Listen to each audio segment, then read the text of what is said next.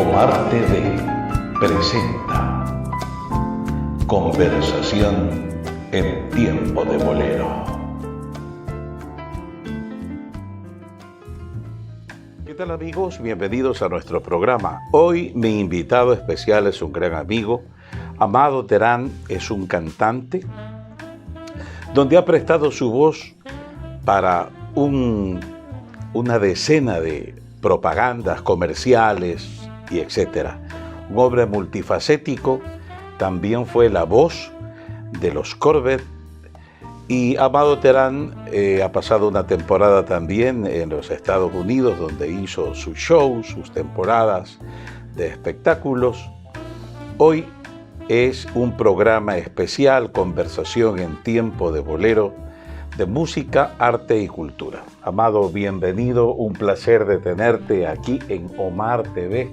Muchas gracias, Omar. Para mí es un placer poder compartir con mi amigo, mi colega, y compartir este programa con todas las personas que te ven a través de tu canal Omar TV, ¿no? Omar TV, sí. Esa es. Y salimos en las tres, en las redes sociales como YouTube, en Facebook e Instagram. Este programa sale, queda allí ya para que todo el mundo lo disfrute. Que todo el mundo lo vea. Exacto. Amado, quiero comenzar primero para que le doy siempre la pauta al público de saber nosotros de dónde venimos, o sea, los artistas. En el caso tuyo, ¿eres el único en tu familia que canta o vienes de una familia tradicionalmente del arte? No, yo no tuve la suerte que tú tuviste y la que muchos han tenido, ¿no? De tener por herencia o por influencia la parte musical. En mi familia cercana nadie cantaba. En mi familia en general, digamos, creo que habían dos que cantaban, pero no eran profesionales. Y entonces, pero hacían música, afinaditos y toda esa cuestión. Claro. ¿No? Pero yo en mi familia directa, mi padre, mi madre, mis hermanos, yo era el único que mi mamá decía que a los 2, 3 años de edad señalaba el disco que quería para que me pongan. Y mi madre me decía que siempre era el mismo, o sea, y ella me lo ponía, prácticamente me lo cambiaba de sitio y me lo escondía para ver si yo volvía a pedir el mismo. Sí. Y definitivamente lo buscaba hasta que lo encontraba y lo señalaba. ¿Y te decía qué tipo de ritmo era? La verdad es que no recuerdo, pero yo me imagino, por la edad de mi madre, que ya está fallecida, yo me imagino que era algún bolero. Claro. De los años 50, de más los o menos. Clásicos. De los clásicos, esos grandes boleros que habían en esa época, en esos años. Pero me imagino, no sé si era un cha-cha-cha o era un bolero son, una cosa de esas, pero era algo así. ¿Y algo que te conquistó en tu corta edad? Sí, definitivamente. O sea, yo ya a los 8 años de edad yo ya pedía una guitarra. No la tuve hasta los 15 años por ahí. A los 16 ya tocaba guitarra. Qué bien. Pero no pude conseguir una guitarra hasta casi los 15 años de edad. Me acuerdo tanto que era una guitarra que parecía eléctrica, pero era de madera. Pero tenía el corte de una guitarra eléctrica de esa época. Bonito, ¿no? Diseño. Bonito diseño. Y no me acuerdo qué se hizo esa guitarra. No me acuerdo si yo la regalé o la vendí o se perdió, pero yo me acuerdo con esa guitarra andaba, como decíamos en esa época, andábamos en todo triquitraque de arriba abajo con esa guitarra. Oye, ¿y a los 17 ya estabas haciendo algo profesionalmente? Sí. A los 17 años yo ya ganaba dinero con el arte. Qué bien. Ya hacía música profesionalmente. Teníamos una banda de 3 que se usaba en esas épocas y hacíamos música bailable. En esa época, para las personas que no saben, los más jóvenes especialmente, en nuestro país o en nuestra ciudad se usaba mucho contratar conjuntos para hacer sus fiestas en las casas, ¿no? Mucha gente hacía sus fiestas con un conjunto. Claro. Y entonces eso era lo básico. Ahí no había DJ, no había nada de esas cosas. y entonces ponías el conjunto para que la gente baile toda la noche. Y esos eran los bailes porque eran de 5 y 6 horas mínimo. Tú sabes que me has hecho acordar en esta conversación que en la época, en la casa de mi abuela, cuando se graduaba cada tía, ¿no? Cada una de mis tías se graduaban, era la fiesta, pero con una orquesta. Yo me acuerdo que la ponían en la sala. Sí. Yo era un niño y disfrutaba de eso, de la música en vivo.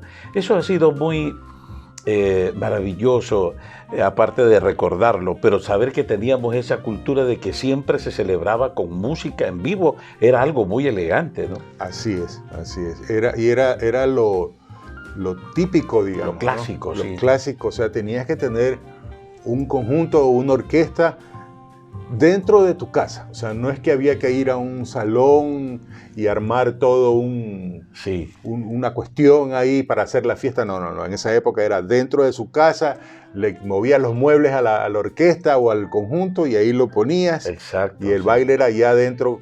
5 o 6 horas de baile era lo básico, ¿no? Sí, exacto. Si no eran 8 horas. Maravilloso, sí. Y esas épocas, Dios mío. Guayaquil siempre ha sido una de las ciudades que ha mantenido esta cultura de la diversión social, de la música en vivo, con las familias, celebrando cualquier tipo de evento. Y de eso hemos vivido muchos. Así es. Muchos. Cuéntame, ¿en qué grupo musical como que empezaste ya a ser tú el cantante oficial y en qué grupo estuviste? Mira, yo tuve algunas etapas. Uh-huh. Yo tuve algunas etapas.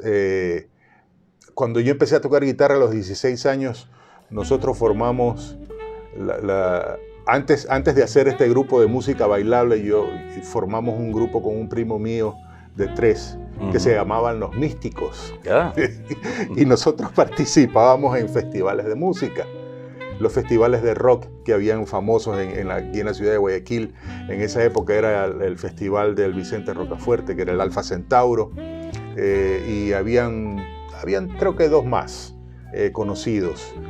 No recuerdo en este momento, pero el más famoso era el del Vicente Rocafuerte. En ese festival, con ese grupo, ganamos un primer premio en una ocasión.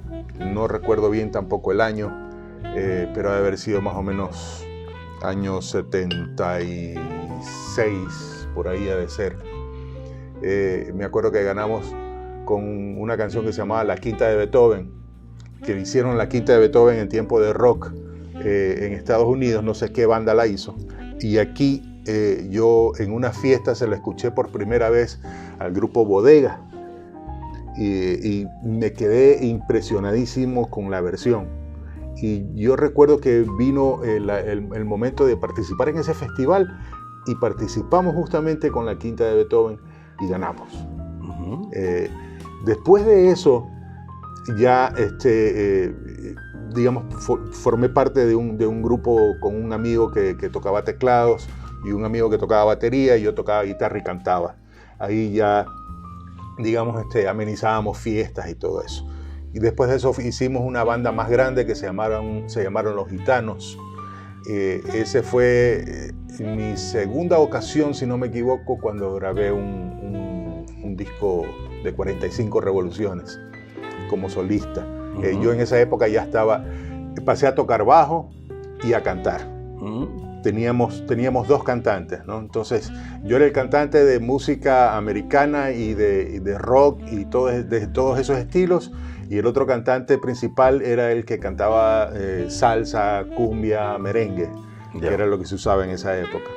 Entonces ahí estábamos. ¿Quién te descubrió para empezar a ser un jinglero muy cotizado?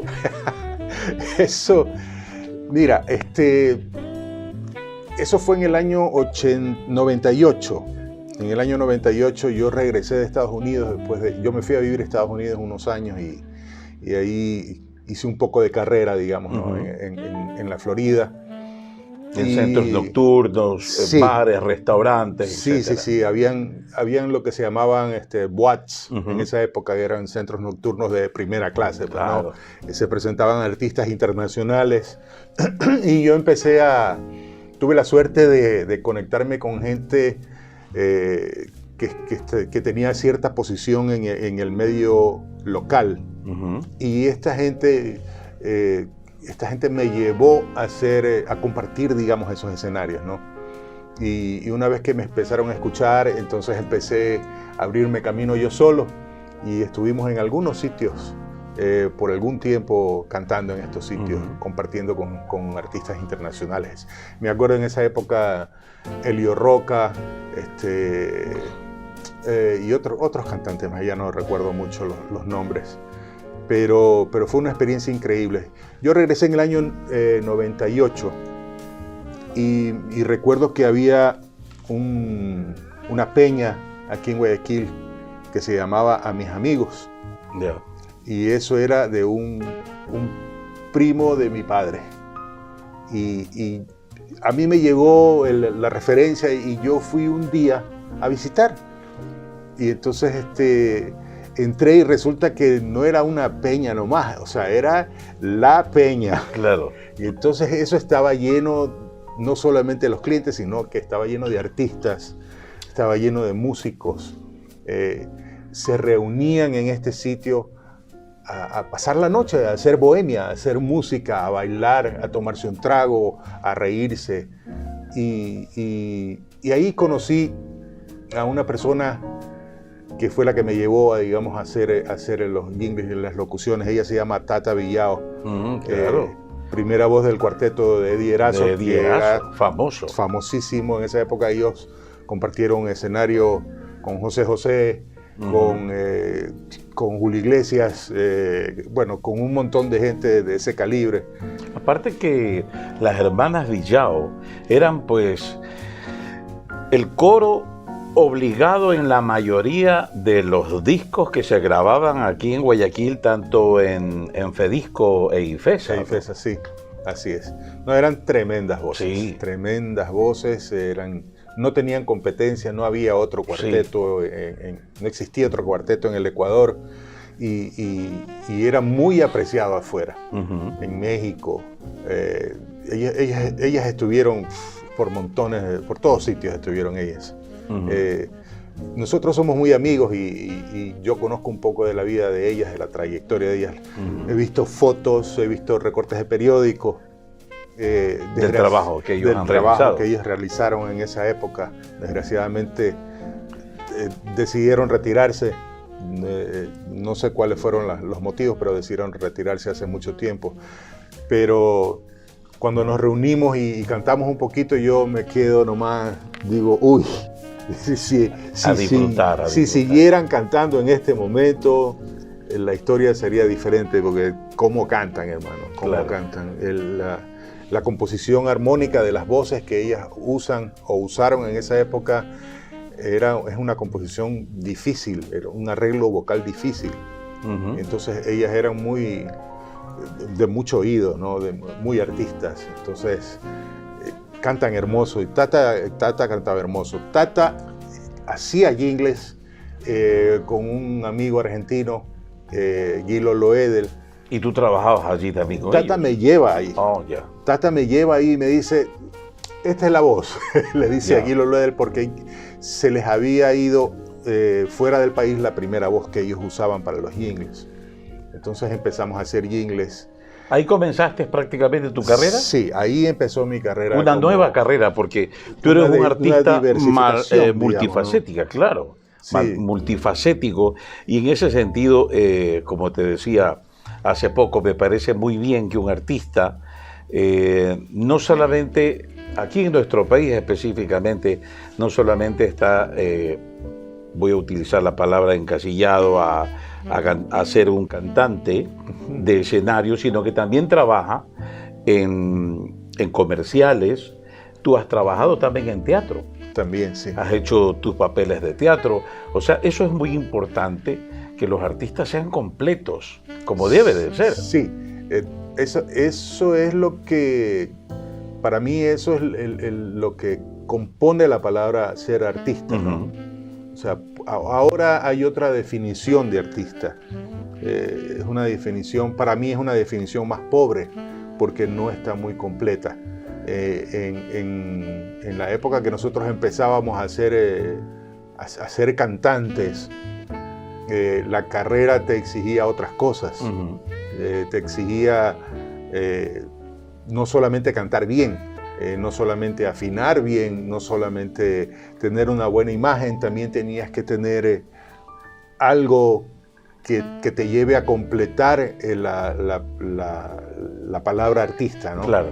Que es hacer otras cosas, hacer obras de teatro, hacer televisión, diferentes cosas, ¿no? Claro, Diferentes locuciones cosas. de radio, Locuciones. los comerciales que tú has hecho Sí. en diferentes marcas de lo que te han pedido, porque también... Mira, he hecho miles. Así es. Nosotros vivíamos en el estudio de grabación, prácticamente lo único que faltaba era que lleváramos un colchón para poder dormir, porque solamente Porque la teníamos, comida sí llevaba. la comida sí teníamos que salir a comprarla y comíamos ahí mismo en el estudio. Claro. Pero, o sea, teníamos solamente libertad de 4 o 5 horas para dormir, porque había tanto trabajo que no nos alcanzábamos. Claro. Y en esas épocas no había la tecnología, obviamente, que hay en este momento. Ujú. Usábamos una tecnología más antigua y entonces nos demorábamos el doble de lo que nos demoramos ahora para hacer un jingle o una locución.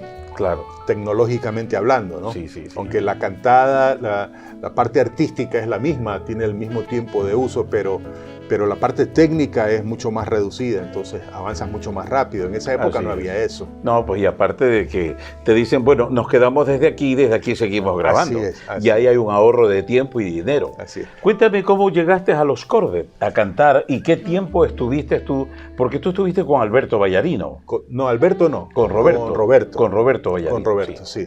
Alberto murió sí, claro, él muchos era el años más antes, joven, ¿no? sí. Era el más jovencito de los dos, él murió mucho antes. ¿Qué tal te fue en ese concurso? ¿Cómo se llamaba el concurso? Palmarés. Palmarés. Lark. Uh-huh. Bueno, yo lo gané. ¿Cuál es el tema que tenías preparado para ese momento? Es un tema inédito que se llamaba ¿En dónde firmo? ¿Escrito?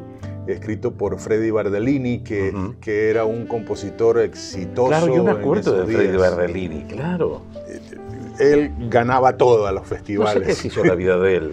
Ya dejó de componer. Ahora es un abogado, se dedica, digamos, a las leyes nada más. Uh-huh. Ya no compone, ya no está, digamos, en el medio artístico. Pero en esas épocas era un compositor muy, muy productivo. Hubo algunos artistas locales de aquí de Guayaquil que le grabaron las composiciones de él. Uh-huh.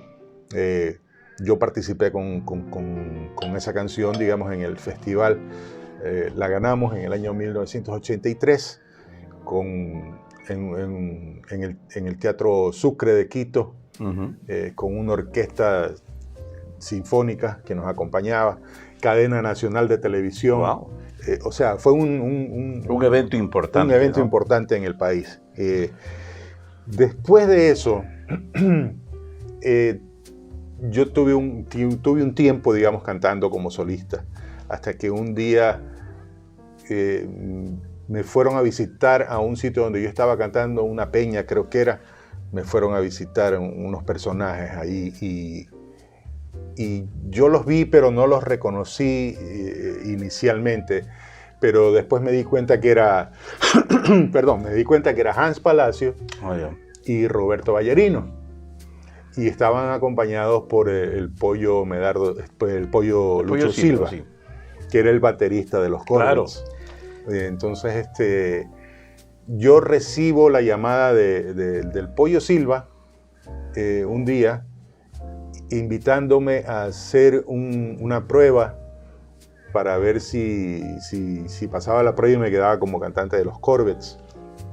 Entonces fui a la casa de Hans Palacio. Cuando entré a la casa de Hans, estaba Roberto Vallarino, estaba Hans Palacios, estaba Tito Hensel, el Pollo Silva, estaba Medardo, que lo habían invitado a tocar percusión, que es el hermano del Pollo, y estaba, bueno, nadie más inicialmente. Entonces me hicieron una prueba, pero ellos no sabían que yo me sabía todas las canciones de los Corvettes. Claro, qué bien. En esa época todo el mundo se sabía las canciones de los Corvettes, o sea, Que Sea Feliz, Extraño de Pelo Largo, La Cascada, Tiritando, Voy a Pintar. Entonces Roberto Ballarino me decía, ¿te sabes Que Sea Feliz? Sí. Ok, vamos, marcaban y entonces tocaban y yo cantaba la canción. Entonces, perfecto, ¿te sabes Tiritando? Sí, marcaban y yo cantaba la canción. Y así hicimos como 5 o 6 canciones y Roberto Ballarino me dijo, yo me acuerdo tanto, me dice, ¿sabes qué? Ya no perdamos más el tiempo, tú te quedas como cantante de los Corvettes, ¿te gusta la idea? De hecho, obviamente que me gusta. Yo vi a los Corvettes en el Parque Forestal de la ciudad de Guayaquil cuando yo tenía aproximadamente 14 años. Uh-huh. Imagínate, yo tenía 14 años y los vi en el Parque Forestal y los vi a 2 cuadras porque había tanta gente en ese parque, en ese concierto que ellos estaban dando que no llegaba tan cerca, no se podía llegar tan cerca y yo era un niño de 14 años. Entonces, para mí era un honor pasar a ser el vocalista de los Corvettes. Y te cuento que tuvimos muchísimo trabajo para ensamblar todo lo que se llamaba los Corvettes, toda la cantidad de canciones, la cantidad de arreglos que había en cada canción. Y no solamente eso, sino que había que retocar las canciones. Yeah. Había que retocar las canciones, entonces había que modernizarlas. Roberto dijo, bueno, ¿sabes qué? Vamos a modernizar esto. Uh-huh. Para tener un lanzamiento más fresco, ¿no? Uh-huh. Y entonces así se hizo.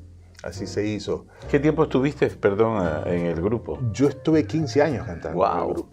Creo que eres uno de los cantantes que más duró, digamos, sí, en una etapa fantástica, porque sin duda alguna los Corvettes representan uno de los grupos más emblemáticos de la ciudad de Guayaquil. Sí. Porque básicamente era un grupo de nuestra ciudad. Así es. ¿No? Me imagino que igual se viajaba y lo conocían a través del Ecuador. Sí, ¿no? Teníamos viajes a todas partes, o sea, fuimos a Esmeralda, fuimos a Cuenca, fuimos a Manta. En Manta fue una locura. Uh-huh. Manta fue una locura porque Manta fue una cosa especial para los Corvettes. Acordémonos que ellos tuvieron un trágico accidente de carro automovilístico y ahí falleció el hermano de Roberto Ballarino, Alberto. Claro. Y falleció la mamá. El papá. La mamá tuvo consecuencias, digamos, físicas, al igual que Hans Palacio, que fue el más afectado de todos, físicamente hablando. Y entonces, para ellos era una cosa muy especial, ¿no? Uh-huh. Todo porque fue un impacto, digamos, a nivel nacional este accidente. Y como ocurrió en las afueras de Manta, para Manta fue como que lo dejó marcado, digamos, claro, ese accidente, ¿no? Vivieron la tragedia. Vivieron la tragedia, sí. Y yo me acuerdo que cuando regresamos a Manta la primera vez, eso fue una locura, hermano. O sea, el sitio, primero que el sitio se quedó corto en su capacidad, y segundo, yo veía a la gente parada en las sillas. O sea, era una euforia que tenían con este nombre, ¿no? Uh-huh. Porque con el tiempo en los Corvettes ha habido 5 o 6 cantantes en los Corvettes. Yo fui el 6º cantante de los Corvettes, pero músicos han habido como 20. O sea, solo en la época que yo estuve como cantante hubieron 3 bateristas diferentes. Uh-huh. Hubieron 2 guitarristas guitarrista líder diferentes. En percusión también tuvimos 2 percusionistas diferentes. O sea, esto como que era una universidad para los músicos, ¿no? O sea, pasar por los Corvettes era como hacer Era crecer musicalmente. Sí, era como hacer una especialidad. Uh-huh. Porque tenías que no solamente tocar las canciones, tenías que aprenderte todos los cortes, tenías que aprenderte... Sí. Eso es mucho trabajo. Todas las cosas que uno... O sea, yo alzaba la mano y ellos ya sabían qué tenían que hacer. Y entonces el que estaba nuevo, yo alzaba la mano y no sabía qué pasaba. Tenía que aprenderse hasta las mañas, las señas y las todo señas. eso. O sea, yo me daba la vuelta y así, y ellos ya sabían que teníamos que volver a la canción arriba. O sea, era una locura, hermano. Sí. Y además que tú también gozas de un nivel escénico. Yo te he visto trabajar, sí, ¿no? Bueno. Y entonces tienes mucha holgura, te adueñas del escenario y eso se adquiere a través de los años. Sí, eso no lo aprendes en ninguna universidad, esa es la experiencia de la vida, claro que te da de codearte con gente importante. Por eso. Tú aprendes de los mejores. Lo que tú no has podido aprender en otros sitios, entonces eso te hace subir de nivel. Pero cuando tú llegas a otros países, te das cuenta que es otro mundo. Claro. Te das cuenta que es otra situación completamente.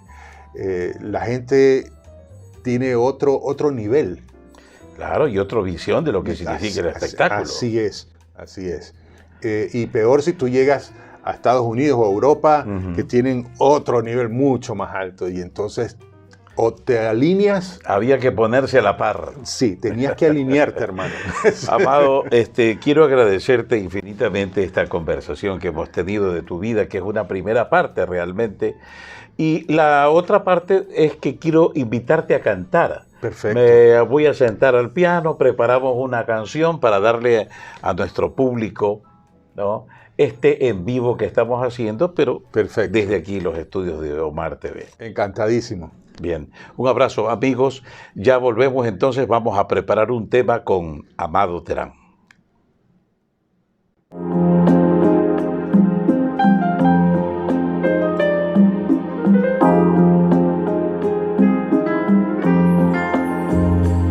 Un poco más, a lo mejor nos comprendemos luego. Un poco más, que tengo aromas de cariños nuevos. Volvamos al camino del amor. No importa lo que tenga que olvidar, si vamos a sufrir por un error, es preferible un ruego. Un poco más será un alivio para los fracasos. Y si te vas, llévate al menos mis cansados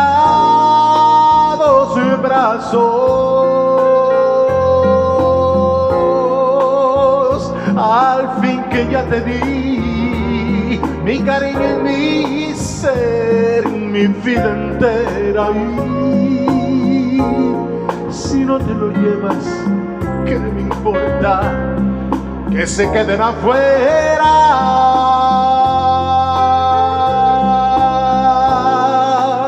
¿Por qué te vas ni bien? Tan deprisa no gozas mi agonía así.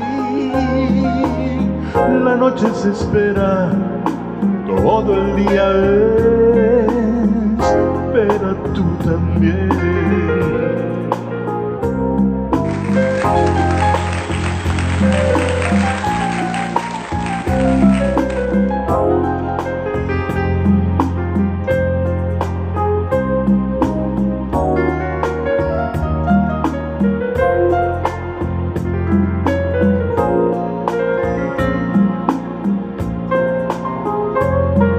Al fin que ya te di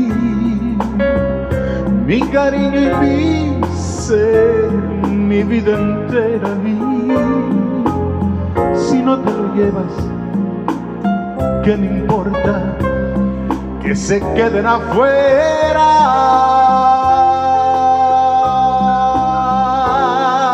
¿Por qué te vas muy bien? tan deprisa no goza sin mi agonía, sí. La noche se espera, todo el día espera, tú también. Un poco más.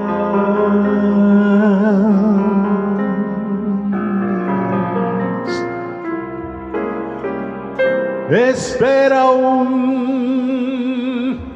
poco más.